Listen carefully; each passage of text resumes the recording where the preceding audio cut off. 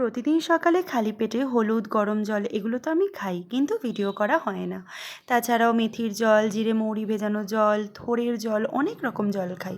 তার মধ্যে আজকে মেথির জল ছিল, আর জিরে মৌরি ভেজানো জলটা আগের দিন রাতে গরম করে খেয়ে নিই, আমরা সবাই মিলেই খাই। তারপরে সেদিনকে কুলেখাড়ার জলও খেয়েছিলাম। আর এই গাছটা কি বলো তো, কেশুত্তে গাছ বা ভৃঙ্গরাজ, যে যেটা নামে চেনে। বলে নাকি মাথার চুলে দেওয়া খুবই ভালো, খুব উপকার। আর পাপা এত কুলেখাড়া এনেছিল, আমরা জল খেয়ে ঝোলে দিয়ে শেষ করতে পারছিলাম না।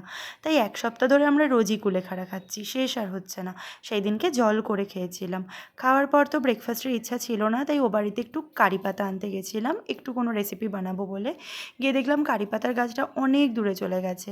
আর দেখলাম কত বেলফুল হয়েছে, এখন আর আগের বাড়িতে যাওয়া হয় না। গিয়ে এত বেলফুল হয়েছে দেখে মনটাই বেশ ভালো হয়ে গেছিলো। তারপর বাড়ি এসে দেখলাম মা দুপুরে লাঞ্চের জন্য বানিয়েছে ডিমের ঝোল। বহুদিন পরে, আমার এত ভালো লাগে। তারপর মা বলল, কিছু ব্রেকফাস্টে খাবি না, সেটা কখনো হয়? তাই আমরা বানাচ্ছিলাম সুজি দিয়ে চিলা। হ্যাঁ, আমরা সব রকম চিলাই ট্রাই করে করে দেখছি, আর একদিন ভাবছি ডালিয়ার চিলা বানাবো, সেটাও তোমাদের সাথে একদিন ট্রাই করে দেখাবো।